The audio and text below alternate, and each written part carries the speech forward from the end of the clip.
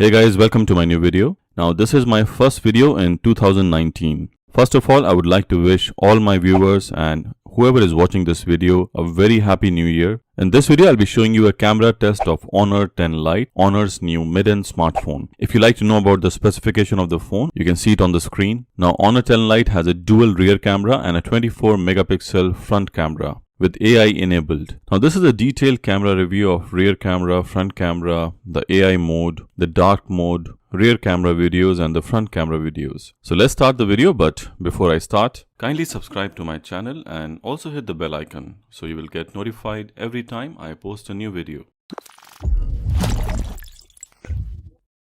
On the rear, it has 13 megapixel plus 12 megapixel dual AI camera with f1.8 aperture for low light photography. The downside is that it can only record 1080p video, no 4K support. The highlight of the phone is the AI enabled front camera. Let's see some sample images and videos.